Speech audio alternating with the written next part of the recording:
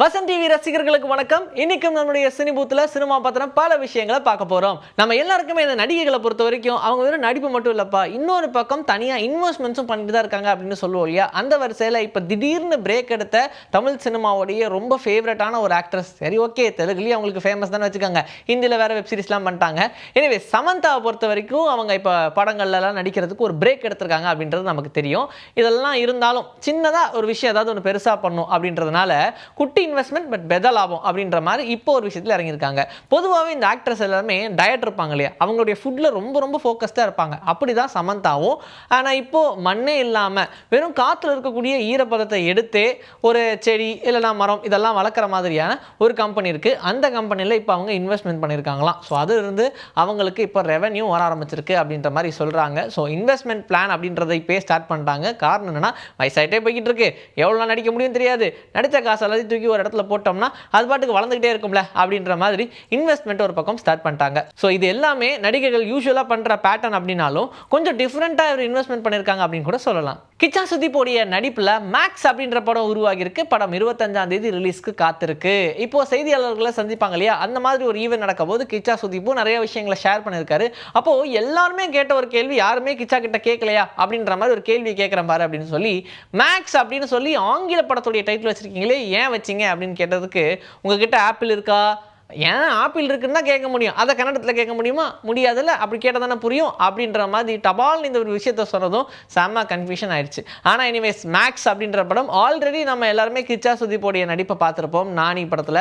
அதுக்கப்புறமா அவங்க நிறைய திரைப்படத்தில் நடிச்சிருந்தாலும் குறிப்பாக அந்த படம் தான்ப்பா வேற லெவல் அப்படின்ற மாதிரி அவருக்கு ஒரு பெரிய பேர் எடுத்து கொடுத்த திரைப்படம் அப்படின்னு சொல்லலாம். ஸோ கன்னடத்துலையும் தொடர்ச்சியாக ஹீரோவாக நடிச்சுக்கிட்டே இருக்காரு. அந்த வரிசையில் அந்த மேக்ஸ் படம் உருவாகி இருக்கு. இது ஒரு ஆக்ஷன் த்ரில்லர் படம், இதில் ஒரு போலீஸ் அதிகாரியாக நடிச்சிருக்காரு அப்படின்னு நிறைய மேட்டர் சொல்லியிருக்காங்க.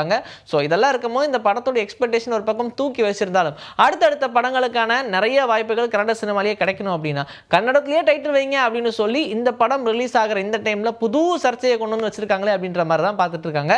எனிவேஸ் படத்தோடைய டைட்டிலுக்கும் படத்துக்கும் என்னப்பா சம்மந்தம் இருக்க போது, டைட்டில் தானே வெத்தா வச்சுட்டு போறாங்கன்னு விட வேண்டியதானு நிறைய ரசிகர்கள் சொல்லிட்டு இருக்காங்க.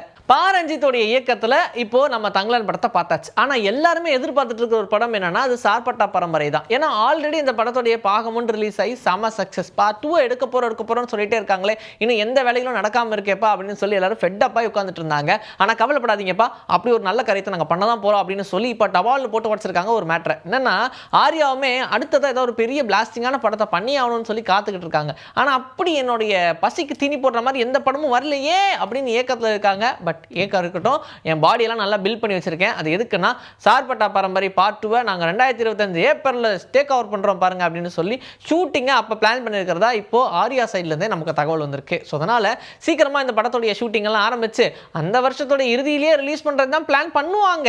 பட் அது எப்படி இருக்க போகுதுன்னு தெரியல. ஆனால் இவ்வளோ நாள் தள்ளி போயிடுச்சு. ஆல்ரெடி இந்த ஷூட்லேயே ரிலீஸ் பண்ணியிருந்தீங்கன்னா படம் வேறு லெவலுக்கு போயிருக்கும். பட் பரவாயில்ல, இப்போவும் ரசிகர்கள் பார்ப்பாங்க அப்படின்ற ஒரு நம்பிக்கையில் படத்தை எடுக்கிறதுக்காக ரெடி ஆயிட்டாங்க.